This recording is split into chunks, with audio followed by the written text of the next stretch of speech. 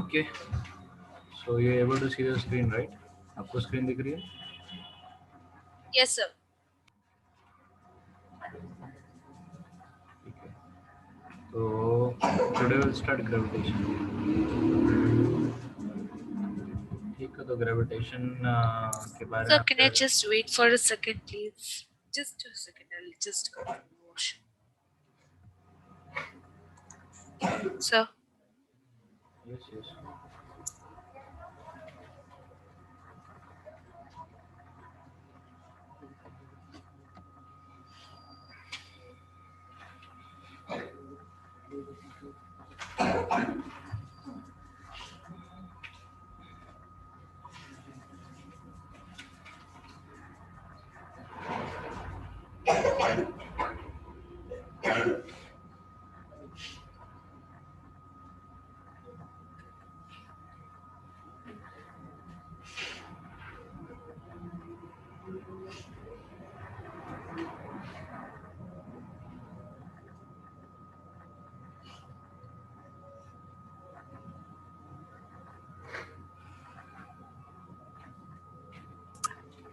Yes, sir. Please start. Okay. तो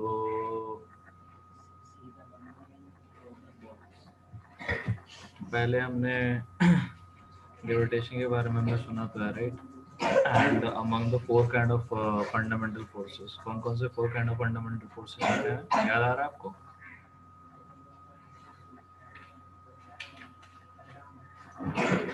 Fundamental forces. Electromagnetic, है ना? Gravitational force.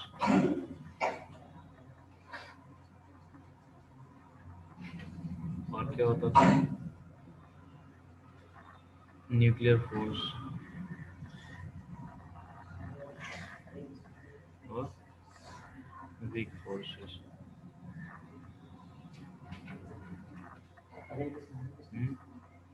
So out of these, two are uh, more observable to us at a microscopic scale. क्योंकि उनका range जो होता है बड़ा होता है. Nuclear forces and weak forces का रेंज होता है शॉर्ट होता है कि नहीं? तो this is one of the basic fundamental force, that is gravitational force, जिसके बारे में हम आज बात कर रहे हैं, है कि नहीं? Right. So it's one of the basic fundamental forces. Okay. And it acts due to what?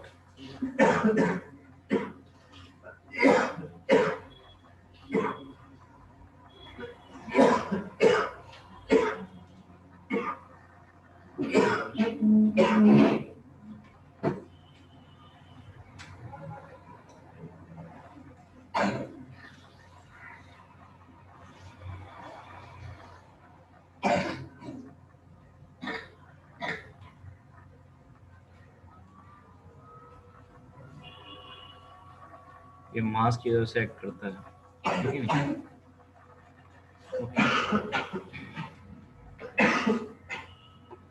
Okay. Now Property call मतलब? property called, sorry, I should write it called. Okay. तो बॉडीज की एक प्रॉपर्टी होती है मास, है ना, जिसके बारे में हम ऑलरेडी जानते हैं, राइट? तो मास एक प्रॉपर्टी होती है, इसकी वजह से ये फोर्स लगता है. जैसे इलेक्ट्रोस्टैटिक फोर्स लगता है, वो कौन सी प्रॉपर्टी की वजह से लगता है? वो होती है चार्ज, राइट? चार्ज की वजह से हमारा इलेक्ट्रोस्टैटिक फोर्स लगता है. बट चार्ज जब एक्शन में आ जाते हैं, चार्ज जब मूव करते हैं, then we get magnetic field वगैरह वगैरह, है कि नहीं? राइट. Yeah. सो ये ये ग्रेविटेशनल फोर्स किसकी वजह से लगता है? मास की वजह से लगता है ना, दो बॉडीज के बीच. It acts between two bodies when achieve presence of property called mass. Okay. तो बचपन की कहानी सुनता है कि नहीं? Okay. So let's say there are two bodies, है ना. Let's say there masses are located at A and B point, and let's say their masses are m1 and m2, and the separation between them is, let's say, r. Okay. Then the force due to gravity of g, है ना, force between them due to gravity was found to be proportional to their masses, the product of their masses, and inversely proportional to the distance between them, the square of the distance between them. This implies what?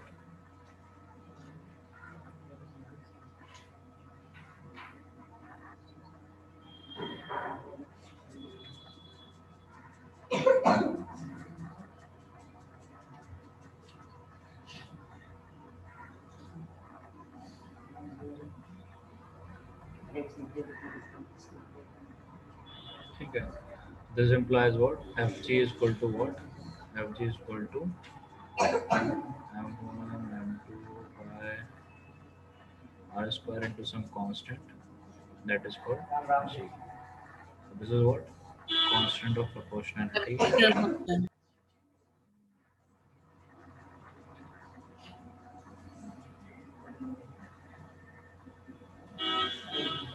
Called as what? Universal Gravitational constant. Yes, you are right.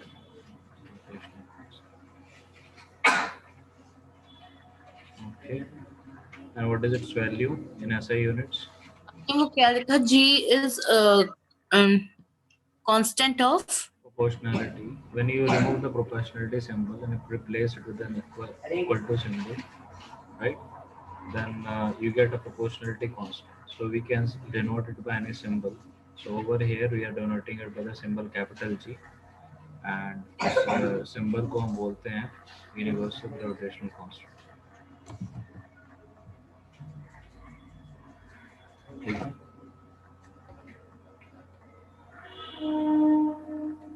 है कि नहीं? yeah. Okay. तो इसकी value कितनी होती है आपको याद है? 6.022 into 10 to the power 23. 6.02 into 10 to the power 23. इसकी वैल्यू बता रहे हो मेट्रो नंबर की.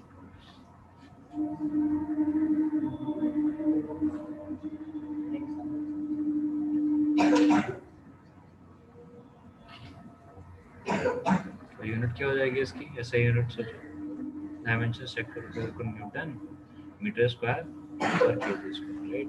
न्यूटन मीटर स्क्वायर पर केजी स्क्वायर, है कि नहीं? ओके. मैं फॉर्मूला भूल गई थी. न्यू मतलब जो वैल्यू था उसको भूल गई थी. मैं तो एवोगाड्रोस नंबर बोल दी गलती से. ठीक है. ओके. अच्छा, ये तो फॉर्मूला आपको पता ही है कि नहीं? अगर दो मास के बीच में डिस्टेंस बढ़ेगा तो उनके बीच में ग्रेविटेशनल फोर्स कैसे लगेगा? कम लगेगा, ज़्यादा लगेगा? अगर आर बढ़ेगा कम हो ज़्यादा डिस्टेंस है तो डिस्टेंस इंक्रीज हो रहा है. मासे छोटे छोटे होंगे तो क्या होगा? फोर्स कम लगेगा, ज़्यादा लगेगा? कम लगेगा, बिकॉज उनके प्रोडक्ट मासेस का प्रोडक्ट जो है कम हो जाएगा. मासेस जितने ज़्यादा होंगे उतना ही ज़्यादा फोर्स लगेगा, राइट? जैसे मेरे हाथ और मेरे पेन के बीच में इतना पास में फिर भी बहुत ज़्यादा फोर्स नहीं लगता. क्यों? ग्रेविटेशनल पुल तो नहीं है एटलीस्ट, है कि नहीं? मतलब मेरे हाथ से पेन चुक जाता है, राइट? क्यों? क्योंकि अब मासेस इतने छोटे हैं तो ग्रेविटेशनल फोर्स की वैल्यू भी छोटी होगी, है ना? It's a long range force. It's a long range force. और इसका रेंज कितना होता है? प्रैक्टिकली जितना भी दूर चले जाओ, ठीक है? It's a long range force, है ना? मतलब जितना दूर तक चले जाओ ग्रेविटेशनल फोर्स की वैल्यू, ग्रेविटेशनल फोर्स लगेगा ही लगेगा. और तो फीबल हो सकता है इसका वैल्यू, बट जहाँ पे भी चले जाओ, कितना भी सेपरेशन हो दो बॉडीज के बीच में, ग्रेविटेशनल फोर्स लगने ही वाला है. It's a long range force, it's not a short range force. जैसे कि हमारा न्यूक्लियर फोर्स जो होता है वो शॉर्ट रेंज फोर्स होता है. तो उसमें आप let's say to certain Fermi size होना चाहिए, उतना ही उन दोनों के बीच में, दो न्यूक्लियॉन्स के बीच में डिस्टेंस होना चाहिए, तो उतने में ही वो न्यूक्लियर फोर्स लग सकता है। वरना फिर डिस्टेंस अगर बढ़ गया, उससे ज़्यादा हो गया, तो फिर न्यूक्लियर फोर्स एक्ट करना छोड़ देता है कि नहीं? राइट, आपको याद आ रहा है? हाँ सर। मतलब छोटे छोटे न्यूक्लियंस है ना, अब ये छोटे छोटे न्यूक्लियंस हैं, इसमें कुछ कुछ प्रोटॉन है, कुछ कुछ न्यूट्रॉन है ना। अब आपस में सोचो, अगर दो प्रोटॉन रह रहे हैं अंदर, दो प्रोटॉन तो बहुत पास हो गए, and we know that like charges repel each other, तो like charges repel each other, और दो प्रोटॉन में तो पॉजिटिव पॉजिटिव चार्ज है, उनके बीच में डिस्टेंस जो है ऑलमोस्ट नेग्लिजिबल है, because they are inside a nucleus, right. तो एक दूसरे से तो भाग लेना चाहिए, फोड़ देना चाहिए न्यूक्लियस को, है ना। तो कैसे चिपके हुए? So what is the gluing force? There has to be some attractive force as well. So in that case, you know, there is some nuclear force. क्या? Nuclear force. उसका लेकिन क्या है? Range short होता है ना. It's a short range force. Short range force मतलब थोड़ा सा range भी लगता है, उसके बाद वो force लगना बंद कर देता है ना. Okay, it's a short range force. समझ लो जैसे अपना ब्लूटूथ होता है, ब्लूटूथ एक रेंज तक लगता है, उसके बाद ब्लूटूथ नहीं काम हाँ हाँ। करता। इस तरह से न्यूक्लियर फोर्स भी है, शॉर्ट रेंज फोर्स है।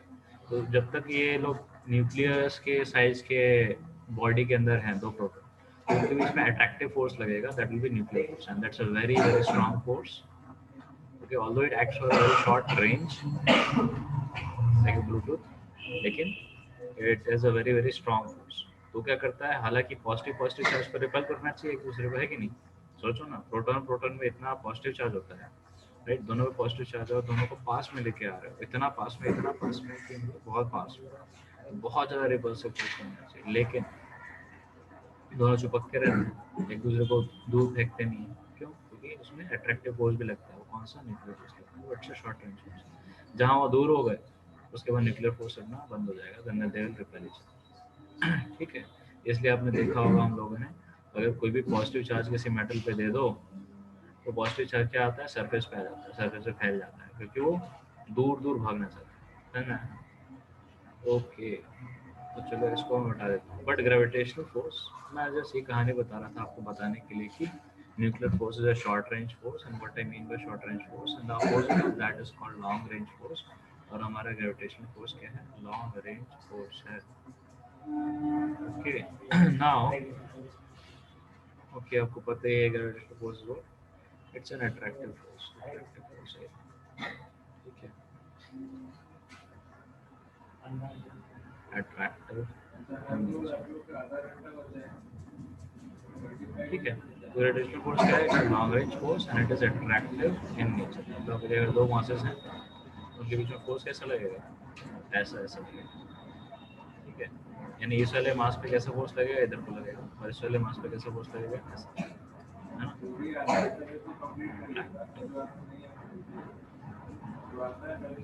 समझ में आया ना? एक दूसरे को एक दूसरे की तरफ खींचेंगे, रिपल्सिव नहीं है, ठीक है। So these are some basic thing about gravitational force, its formula, and whatever it depends on, and the value of the gravitational constant, and its nature in terms of short and long range, or attractive versus repulsive. Okay, तो ये हमारा हो गया gravitation का brief में कहानी, ठीक है। ओके, तो चलो इस पे एक छोटा सा क्वेश्चन कर सकते हैं हम, है ना। बचपन टाइप के क्वेश्चन होगा।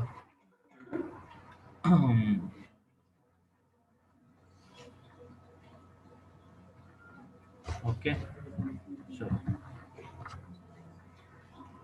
मैं क्वेश्चन लिखता हूँ यहाँ पे। So the question is, two identical masses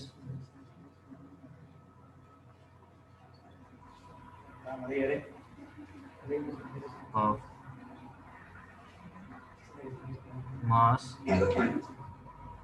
m each are at a distance of 1 meter from each other. Okay.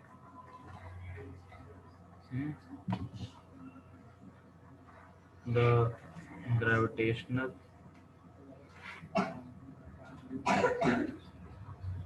force acting between them has a magnitude of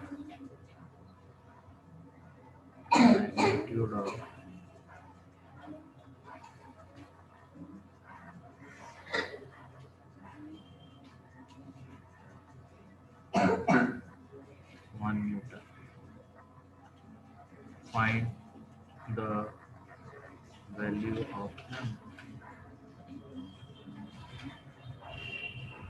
ठीक है, क्वेश्चन समझ में आ गया.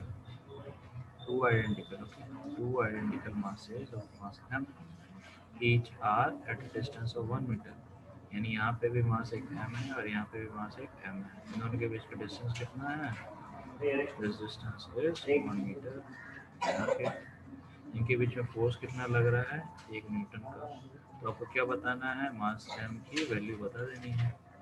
हो जाएगा आपसे? नहीं होगा?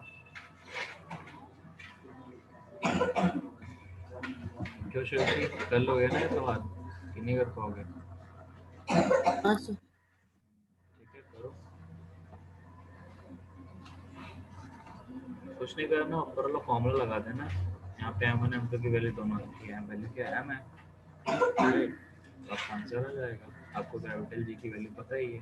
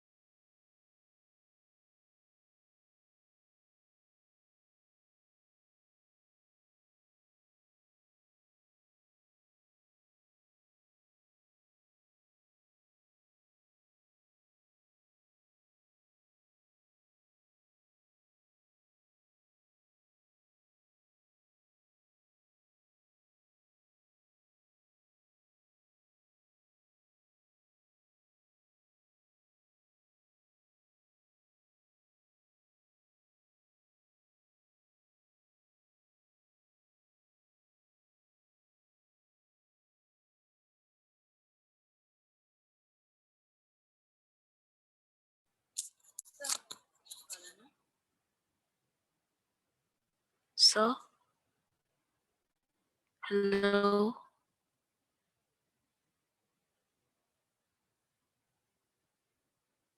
Sir, can you hear me?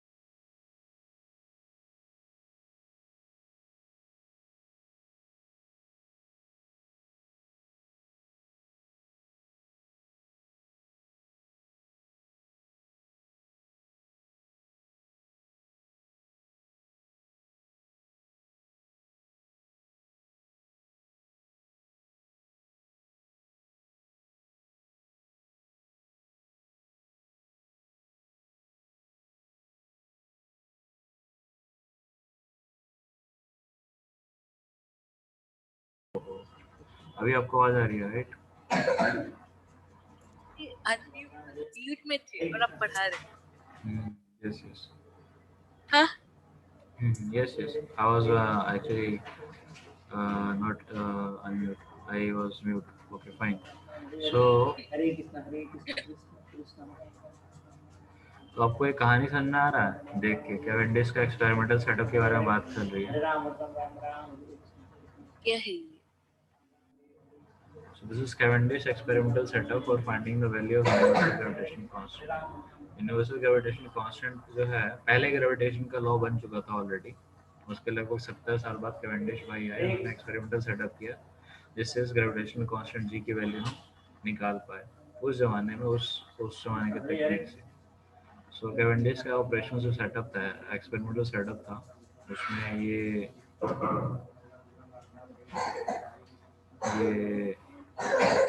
था कि एक तार जो था, एक तार, उससे एक तार से एक डंबल के फॉर्म में दो मासेस को लगा दिया था, डंबल बना दिया था। एक रॉड के एंड्स में दो मास पार्टिकल्स लगा दिए थे, ना बॉल्स लगा दिए थे थोड़े हैवी। तो it's almost like a dumbbell, right? और डंबल के बीचों बीच से एक स्ट्रिंग थी, क्वार्ट्ज की एक स्ट्रिंग डाल दी थी। तो क्वार्ट्ज की स्ट्रिंग थोड़ी स्टिफ होती है, वो इतनी जल्दी मेलेबल या फिर इतनी जल्दी मुड़ती नहीं है, ठीक है? मुड़ाने के लिए थोड़ा सा फोर्स लगाना पड़ता है, and that force is proportional to, है ना, if you want to twist it, है ना, अगर इसको आपको रोटेट करना है। तो उसने क्या किया एक्सपेरिमेंटल सेटअप में, ऐसा किया कि उसी ना, अगर आप एक डंबल को बिल्कुल मिडिल पॉइंट से अगर आप जोड़ के धागे से लटका दोगे, तो क्या होगा, एक सर्कल में मतलब what is it, it will, the dumbbells will lie in a horizontal plane, right? है कि नहीं? And taking this, the length of the whole rod as L, you know, L. So those two dumbbells, I mean two balls will lie in a circle of radius L by 2, right? है कि नहीं? कितना होगा ये वाला radius? ये तो L by 2 होगा, right? This will be L by 2, है कि नहीं? अगर पूरे रॉड का रेडियस डिस्टेंस लेंथ L है, that will be like a diameter to this circle. तो ये हो जाएगा L by या 2. ओके, तो फिर इन्होंने क्या किया, कि उसके पास ही ना और भी वो लेके आ गए, क्या लेके आ गए वो क्या बोलते हैं, और भी मान लो कि इनका मास जो है mm है, तो इसके पास ना इक्वल डिस्टेंस में, मतलब इधर को यहाँ पे कैपिटल M लेके आ गए और इधर को भी इसी हॉरिजॉन्टल सर्कल में कैपिटल M इंट्रोड्यूस कर दिया, ठीक है? एट सम इक्वल डिस्टेंस, कुछ डिस्टेंस मान लो, लेट्स से r, कितना r डिस्टेंस यहाँ से, okay, on the same circle at a small distance r, उन्होंने एक mass capital M, identical masses capital M यहाँ पे डाल दिए, ठीक है? यहाँ से बहुत छोटी सी दूरी है, जैसे r is a very small distance, r is a what, very small distance. Small distance क्यों? ताकि ग्रेविटेशनल फोर्स जो है कंसिडरेबल अमाउंट का लग सके, ओके? डिस्टेंस r, ये आपको समझ में आ रहा है सेटअप? तो क्या होगा, इन दोनों के बीच में ग्रेविटेशनल पुल लगेगा, यहाँ पे भी ग्रेविटेशनल पुल लगेगा, है कि नहीं? तो आप देखो इस सिस्टम को देखो, तो ये दोनों डंबल पे जो है टॉर्क लगेगा, डंबल पे क्या लगेगा, टॉर्क। तो torque tau on dumbbell, dumbbell की स्पेलिंग सही है मेरी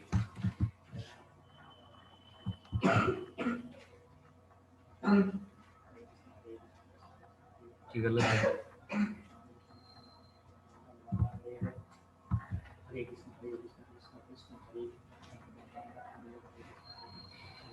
ठीक है तो एक टॉर्क टाउ लगेगा, है ना? और टॉर्क की वैल्यू क्या होती है, मान लो टॉर्क मुझे निकालना है इस एक्सिस के अबाउट, है ना, इस एक्सिस के अबाउट, वो कितना लग जाएगा it will be like distance from the axis which is L by 2 into force in दोनों के बीच में कितना रहेगा, ग्रेविटेशनल फोर्स लगने वाला है, ओके? तो इस तरह से दो फोर्सेस लगने वाले हैं ना, एक इस डायरेक्शन में लगने वाला है और एक इस डायरेक्शन में लगने वाला है, इस वाले मास पे डायरेक्शन में, इस वाले मास पे direction.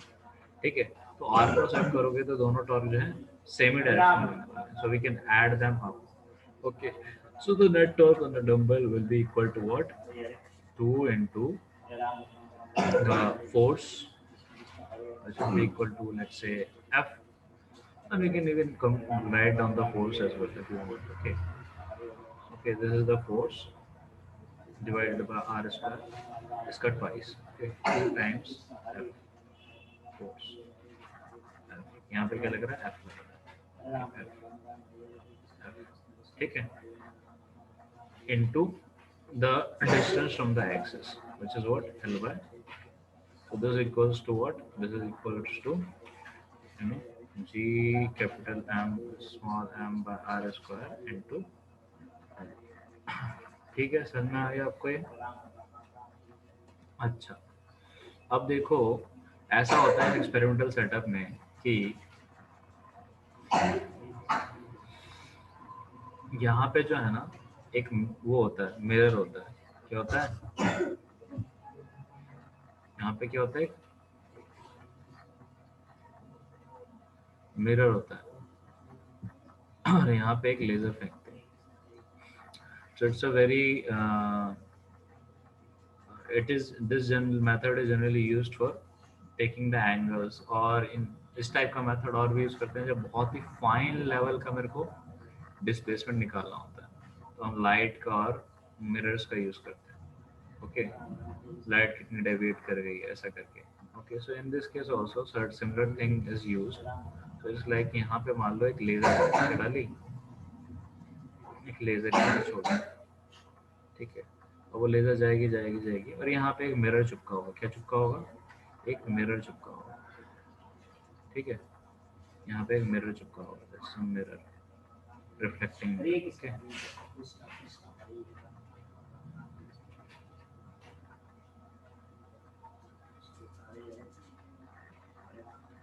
Okay, like that. And over here on this side we can have some scale.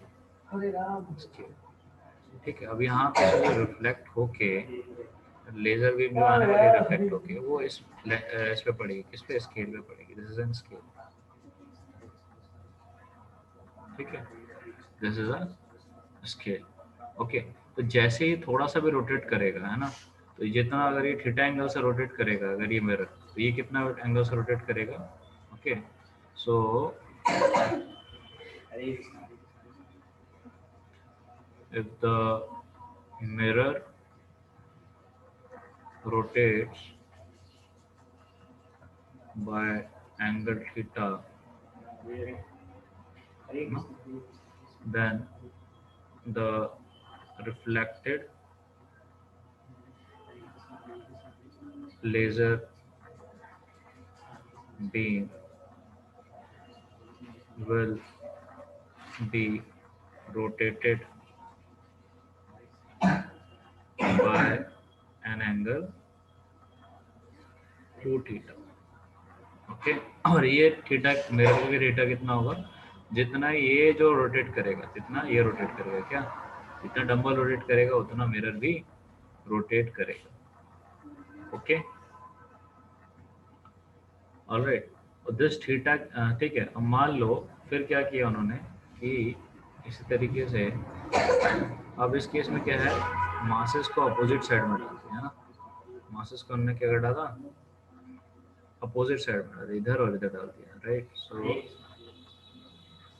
इसको लेट से हमने बोल दिया ए, इसको लेट से बोल दिया हमने बी।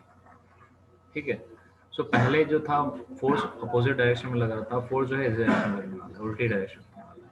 तो फिर ये क्या होगा, इसकी मेन पोजीशन से थीटा डिस्प्लेस करता है। Okay, so we can write from A to B total rotation of mirror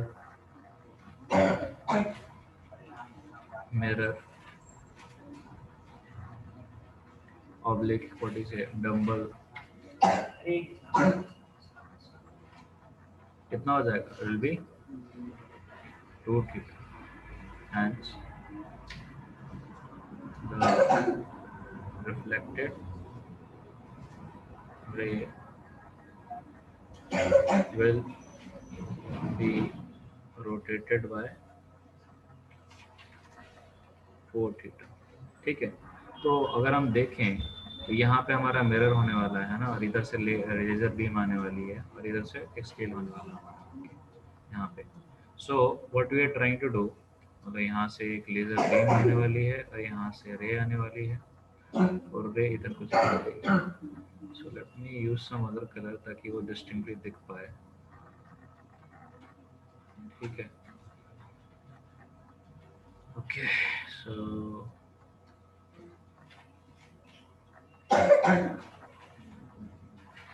this is a mirror, this is a mirror actually।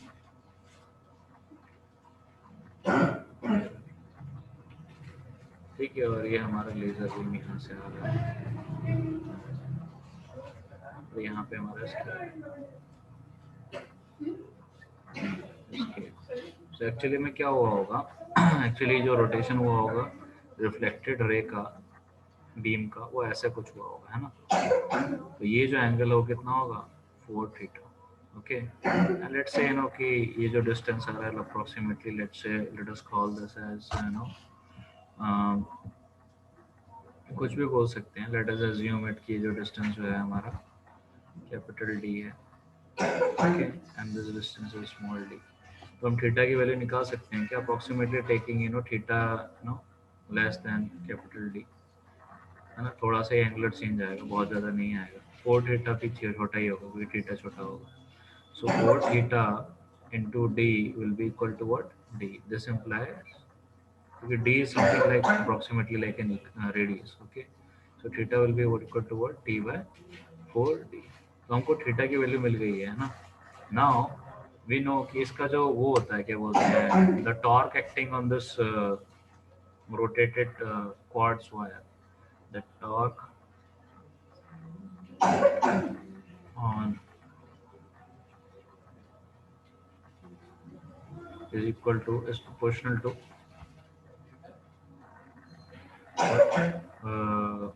theta, okay।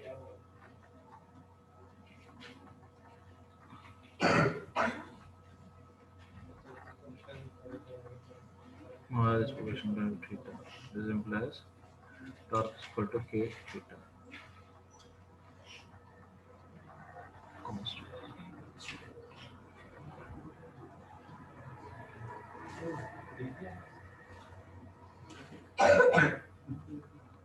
Okay, now let us call this as equation 3, let us call this as equation 2,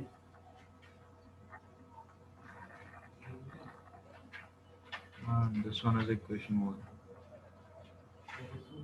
ठीक है, आप तीनों को use कर लोगे तो क्या आ जाएगा आपको, so we have this gmm by r square into l,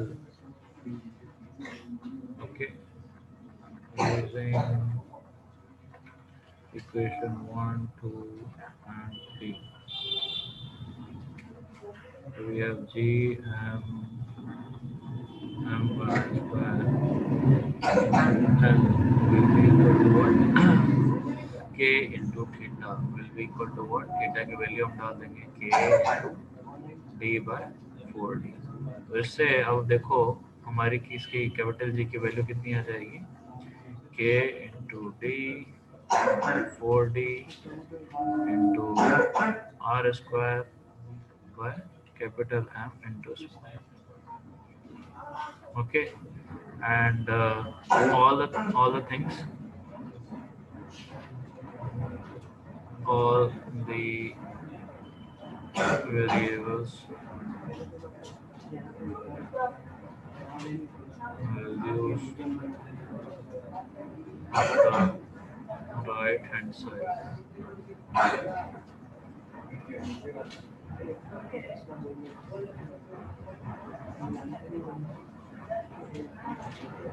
of the equation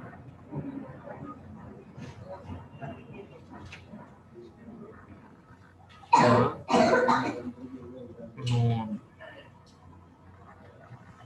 in our experiment।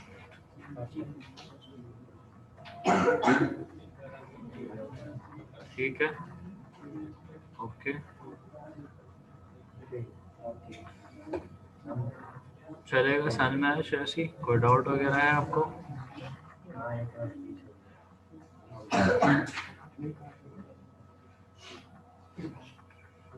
चलो एक क्वेश्चन लिखते हैं ना, let us right a question. Okay,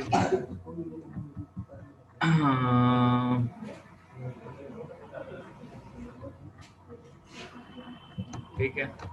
So we have, let's say, a square like this.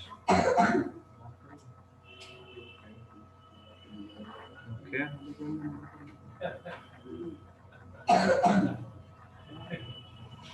और हर एक corner पे एक मास, एक पार्टिकल है मास m का। Okay, so you have to find the force, or we can say, you know,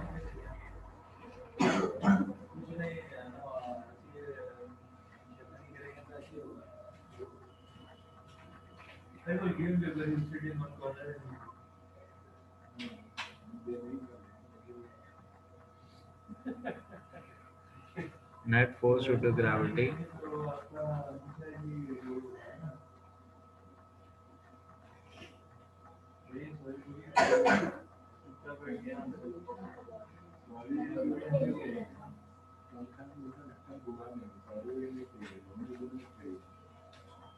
okay.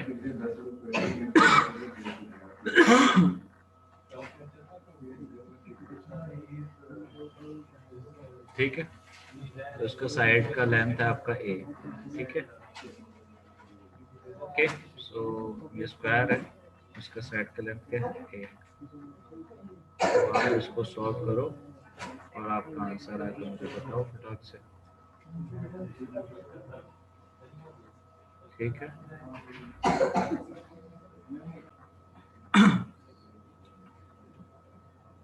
So over here, you know, the mass is over here, यहाँ पे है। फिर so other three masses will apply the force due to gravity on it. Okay, so we can just vectorially add these three forces and we get the answer, right? Because force is a vector. All right. So let us call this as F1 force, and this let us call this as F2 force, and let us call this as F2 force.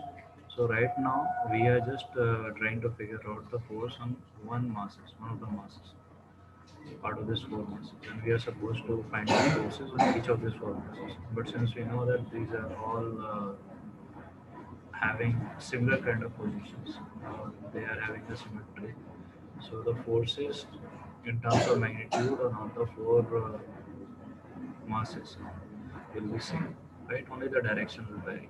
Okay, इन दोनों का resultant देखेंगे तो किधर को आ जाएगा, इधर को आ जाएगा।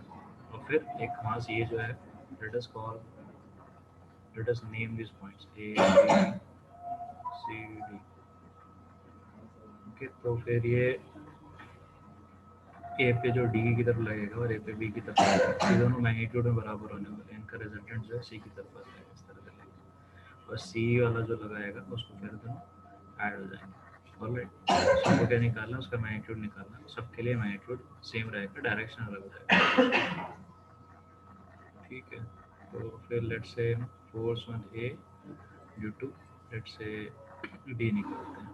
ओके, जस्ट मैग्नीट्यूड निकालते हैं, डायरेक्शन तो आपको पता है क्या है।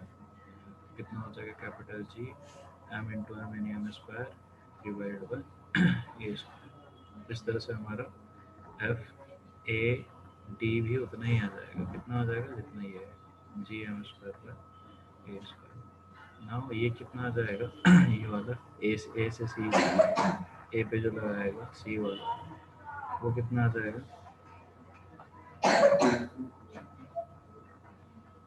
कितना आएगा बताओ।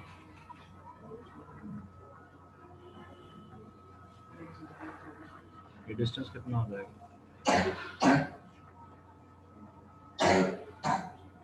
ओके, सो ये फोर्स जो है इनका हाफ हो जाएगा। ओके, और इन दोनों का अगर हम रिजल्टेंट निकालेंगे, है ना, so let us call this is F1 plus F2 का मैग्नीट्यूड कितना आ जाएगा, that will be equal to, दोनों बराबर हैं तो रूट टू टाइम्स आ जाएगा. Okay, so this will be root two G M square by A square. Okay, now this since you know this is f so f1 plus f,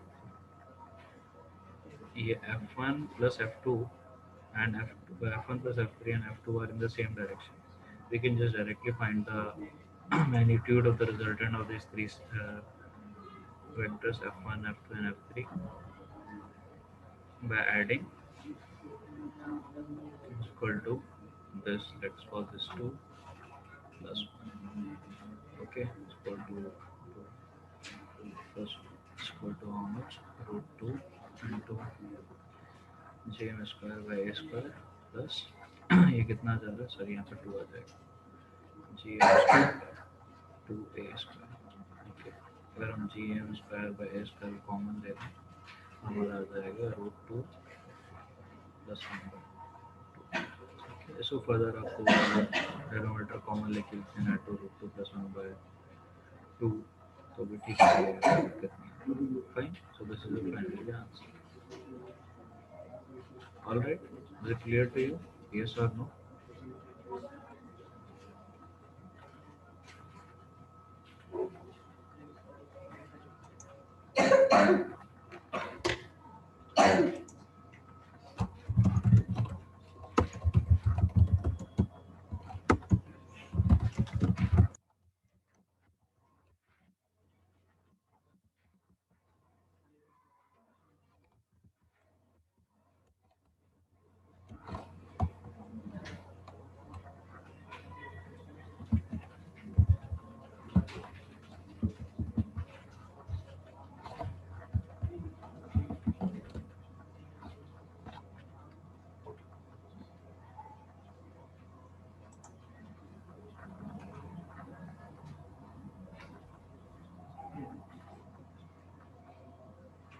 First part once more.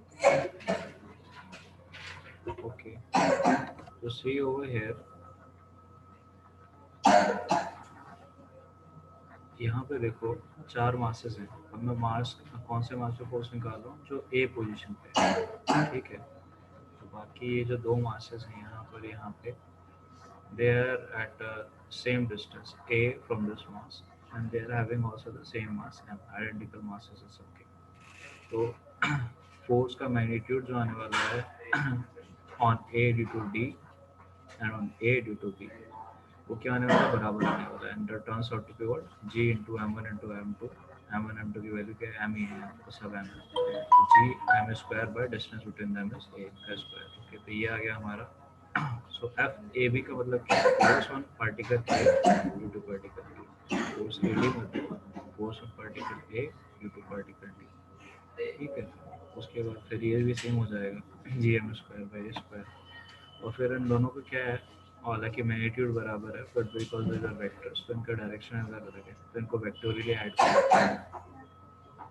तो F1 और इसको मैंने F3 बोल दिया, कौन से, इस वाले फोर्स को.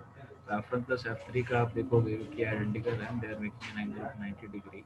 तो इन दोनों का रिजल्टेंट कितना आ जाएगा, दोनों का magnitude into root two times. So अगर मैं बोलूँ F1 प्लस F3 का मैग्नीट्यूड कितना आ जाएगा, तो जाएगा root two times their individual का मैग्नीट्यूड है ना, individual magnitude G M square by A square का इनटू रूट. सो ये हमारा आ गया F1 प्लस F3 का मैग्नीट्यूड. उसका डायरेक्शन हमको पता है किधर आने वाला है, इधर ही आने वाला है ना, making up angle of 45 degree with either of this forces, है ना, इधर आने वाला है. मुझे पता है F2 भी इसी डायरेक्शन में लगा है. ठीक है, और F2 की वैल्यू कितने जाने वाली है, जी एम स्क्वायर. F2 क्या है, force on A due to C, है ना, G M square by root two A का, क्योंकि इन दोनों के बीच में डिस्टेंस कितना आने वाला है, रूट टू ए. ओके, तो उसका स्क्वायर. ऑलराइट, सो ये हो जाएगा G M square by two A square. Now हमको पता है इन दोनों का डायरेक्शन सेम है, किसका, F1 प्लस F2 F3 का और F2 का. So now if you want to find the net resultant, we can just directly add the magnitude of F1 plus F3 vector जो कि इस डायरेक्शन में दे देगा. ये मान लो है हमारा F1 plus F3. ओके, ये क्या है हमारा F1 वेक्टर प्लस F3, और इसी डायरेक्शन में हमारा क्या है F2 वेक्टर भी. तो दोनों को सिंपली हम मैग्नीट्यूड ऐड कर सकते हैं ना. तो उसका मैग्नीट्यूड है 1, इसका मैग्नीट्यूड है ओके, सो 2 और 1 को ऐड करेंगे तो टोटल जो हमारा फोर्स है वो आ जाएगा किस पे? This is the net force on A. Okay, net force particle, ठीक है, वो ये आता है।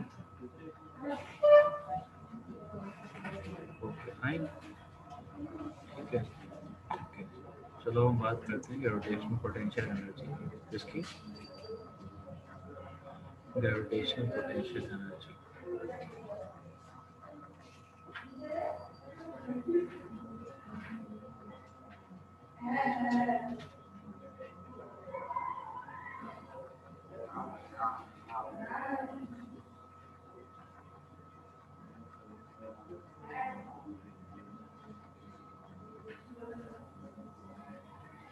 अच्छा, पोटेंशियल एनर्जी किसके लिए डिफाइन होती है? किसी चीज के करस्पॉन्डिंग पोटेंशियल एनर्जी डिफाइन होती है, वो क्या चीज होती है? Force, which type of force? Conservative या फिर non conservative force?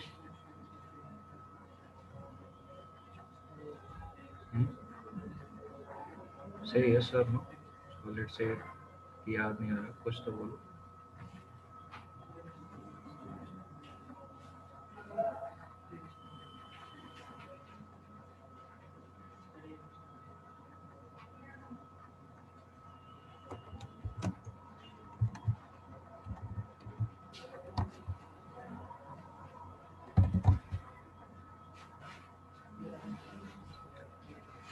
Okay, so potential energy is always defined corresponding to a conservative force। और conservative force क्या होते हैं? जो forces path के independent होते हैं। Okay, यानी अगर मैं यहाँ से यहाँ गया, मतलब ट्रेजेक्ट्री कोई भी ले पार्टिकल और उस पे फोर्स लग रहा है ना, तो work done due to that force won't be dependent on the action taken by the particle on which the force is acting. ठीक है, तो कंजर्वेटिव फोर्स ये होता है ना, खाली इनिशियल और फाइनल पोजीशन से हमारा वर्क डन निकल जाता है। तो gravitational force is a conservative force. What? Gravitational force is a conservative force and hence we also can define gravitational potential energy corresponding to this gravitational force.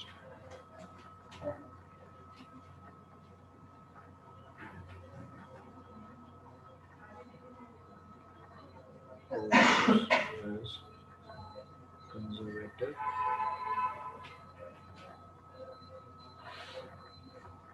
force.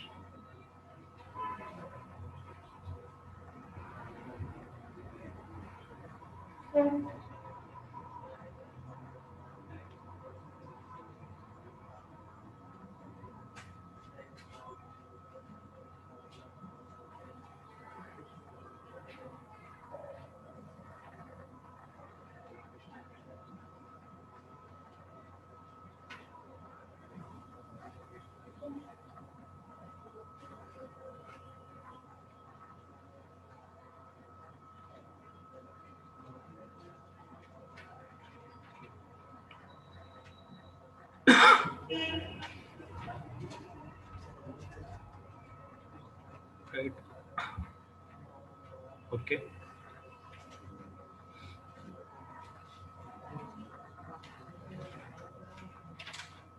Conservative force तो आपको पता है क्या होता है कि नहीं? The work done due to that force, the conservative force is not dependent on the part taken by. Yes, okay, fine, okay. तो चलो मान लो कि so gravitational potential energy is always defined for a system. It's always defined for a system. Okay, so let us take a system, you know, gravitational potential energy.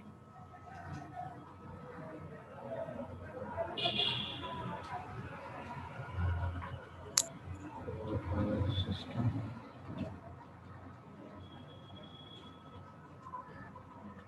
two masses. Okay, तो दो masses हैं, है ना? Let's say दो masses हैं और उनके बीच में डिस्टेंस जो है लेट्स से r है। क्या है? r है। और इसका मास है m1, इसका मास है m2। तो ये जो सिस्टम है टुगेदर, इसका हम पोटेंशियल एनर्जी निकालने की कोशिश करेंगे. Okay, so do you remember कि हम कभी भी पोटेंशियल एनर्जी नहीं बता सकते, but change in potential energy बता सकते हैं. एंड देन एक पॉइंट को, एक पोजीशन को या फिर एक कन्फिगरेशन ऑफ द सिस्टम को हम पोटेंशियल एनर्जी का जीरो वैल्यू मान लेते हैं कि हाँ भाई यहाँ पर पोटेंशियल एनर्जी हम जीरो मान रहे हैं. फिर उसके हिसाब से हमारा जो चेंज कन्फिगरेशन आ रहा है सिस्टम का या फिर चेंज पोजीशन आ रहा है ना पार्टिकल का, तो उसके करस्पॉन्डिंग हम पोटेंशियल एनर्जी बता सकते हैं. ओके, सो और चेंज इन पोटेंशियल एनर्जी क्या होता है? It is the negative of, so let us call it du. Okay, so this is the small change in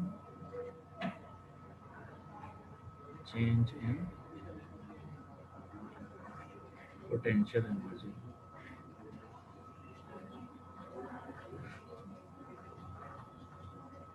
Okay, so let's say ये हमारा m1 है और m2 जो है यहाँ पे है a पे at a distance let's say r, और थोड़ी देर बाद वो एक और पोजीशन पे है b पे which is at a distance r plus dr. Okay, sorry यहाँ पे मैं r plus dr है तो इसको dr लिख देता हूँ.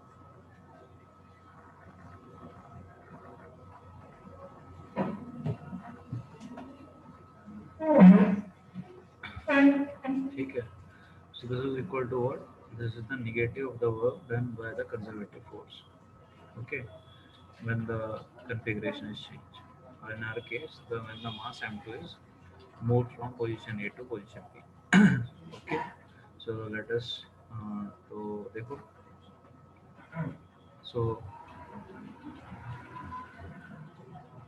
okay fine, तो आप देखो कि फोर्स किधर को लग रहा होगा, dr जो है इधर की तरफ है ना, पॉजिटिव है ना, ए से बी. तो फोर्स इनटू डिस्प्लेसमेंट हमको क्या दे देता है? वर्क डन दे देता है. ओके, सो लेट्स से इस डायरेक्शन को हम, लेट्स से अभी हम सिर्फ वन डायमेंशन की बात करें कि हाँ भाई वो एक सीधी लाइन में जा रहा है. ठीक है, तो इस डायरेक्शन को हम पॉजिटिव मान लेते हैं, इस डायरेक्शन को नेगेटिव मान लेते हैं. ओके, तो D R is positive in this case. Okay, तो फोर्स क्या होगा? Gravitational pull to m1 will be acting on m2, है कि नहीं? कंजर्वेटिव फोर्स यहाँ पे हमारा क्या है? ग्रेविटेशनल फोर्स है. तो m2 पे m1 कितना फोर्स लगाएगा, उसकी वैल्यू क्या होगी when let's say m2 is at a position 3. So what will be the value of this force? that will be g m1 m2 by r square. And since it will be acting in this direction because it's an attractive force, so we put a minus sign over here in order to indicate its direction.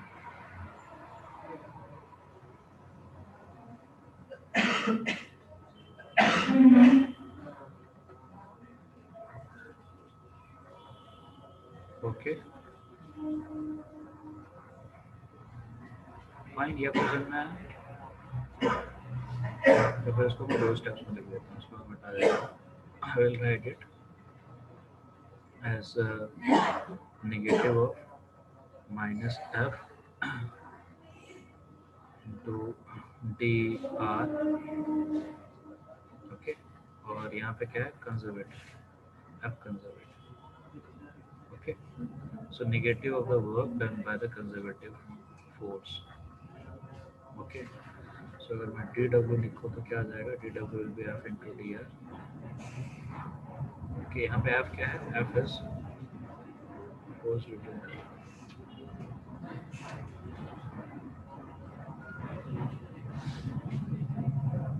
ठीक है, which is a conservative. Okay, तो यहाँ पे क्या हो जाएगा इस case में?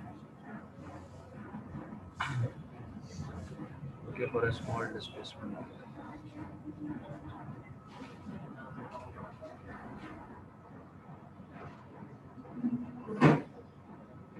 dr dw की वैल्यू कितनी हो जाएगी?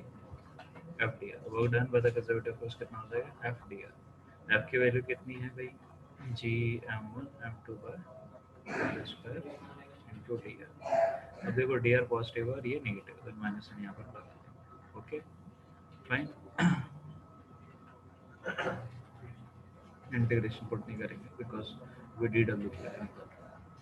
ठीक है, अच्छा, अब मेरा du क्या हो जाएगा? du यानी change in potential energy for the small displacement D R क्या हो जाएगा, that will B minus of this F conservative, मतलब कंजर्वेटिव फोर्स ने जितना वर्क डन किया उसका negative, so that will be equal to minus dw, है ना, right? So this is the work done by the conservative force. Okay.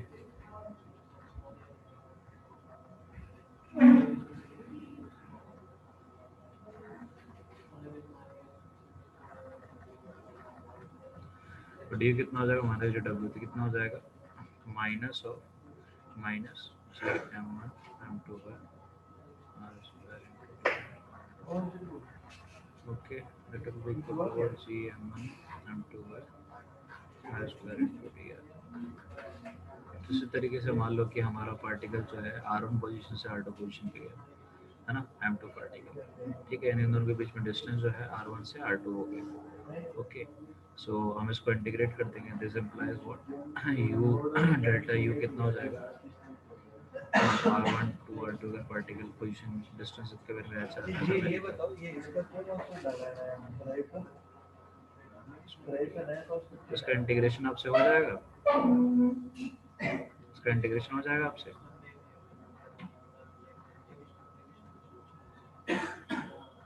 ये वहां देखिए दूसरा हां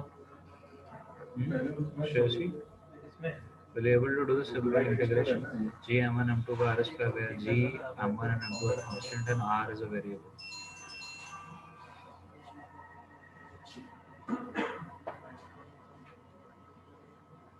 Okay, so इसमें बच्चों ने नहीं किया इसका इंटीग्रेशन क्या आ जाएगा, फॉर्म करके मैसेज बुलाने का चक्कर में प्रभु जी मर गए हैं, अभी मत बुलाइए। इंटीग्रेशन क्या हो जाएगा, r to the power minus 1 by minus 1 which is equal to minus 1 by r, और लिमिट्स क्या आ जाएंगी इसकी r1 से r2, so this will give us what, G m1 m2 and this will be like 1 by r1 minus 1 by r2, limit exchange हो जाएगी because this is negative sign over here, ठीक है भाई सही। पता है क्या so ये हो जाएगा 1 by r1 minus 1 by r2. Okay, this is what we get now. Okay.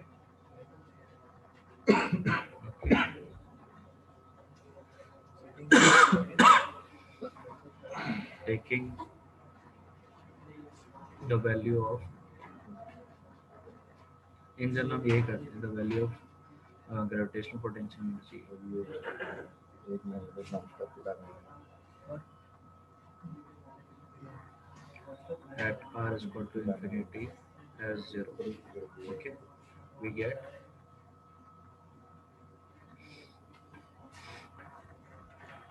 आज मम्मी फोन करेंगे, आज आप नहीं सुनिए। delta u कल भी किया था u at r is equal to u at r, the potential energy at r distance is equal to what, when the particle is moved from infinity to that point is equal to delta u करना सुनावाए infinity to r.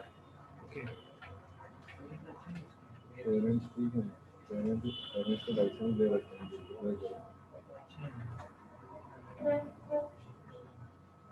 इसका size कैसे पता चलता है क्या है ये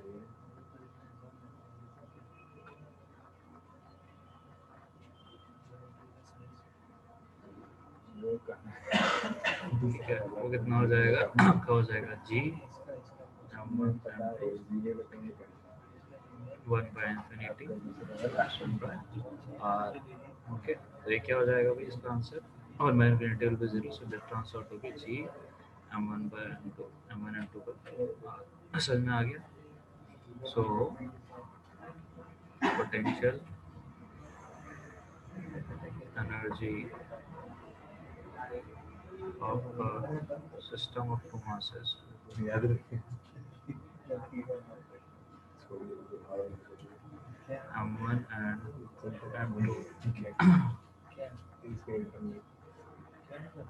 having a separation r is equal to what, energy m1 m2 r. तो ये हमारा आ गया potential energy for the system का फॉर्मूला, क्या दिखा रहा है ठीक है, क्लियर है, सारा डिवीजन दिखा रहा है अब मान लो when we have a system in which there are more than two particles, particles से ज़्यादा आ सकते हैं. Okay. When there 191 GB का GS 128 के अंदर ही है. two mass particles in a system, इसमें कैसे 191 GB है? GS 1 epsilon 2 to 8 we 1 to 9 ये तो कम है. calculate ये कैसे the potential energy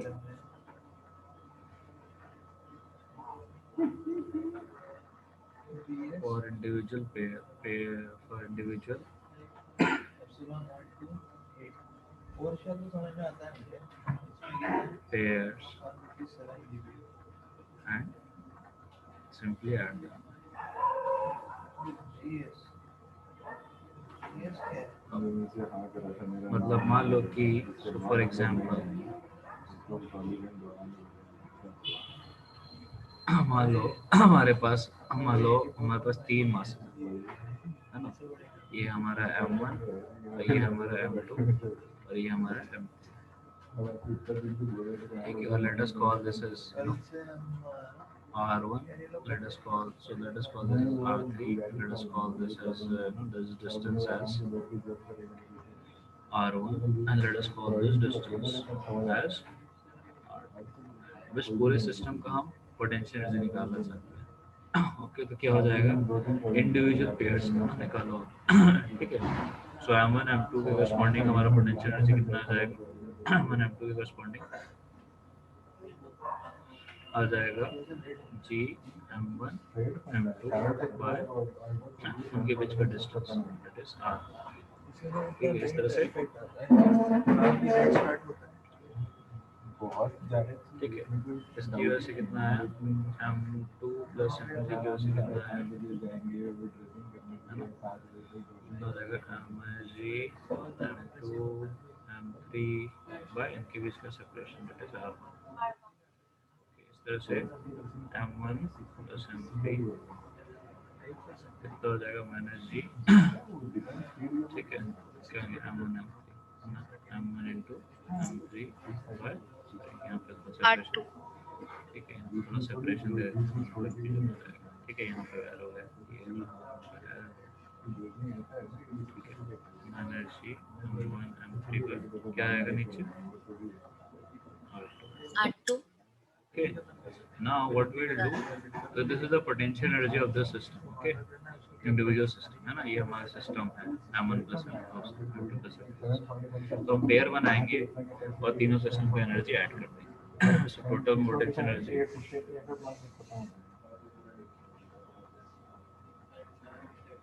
energy for this system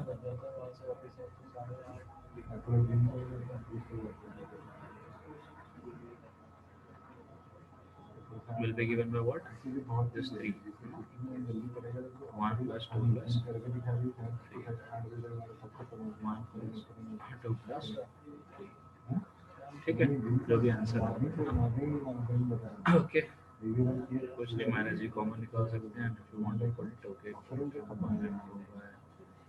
R3 plus 2 M3 by R1 plus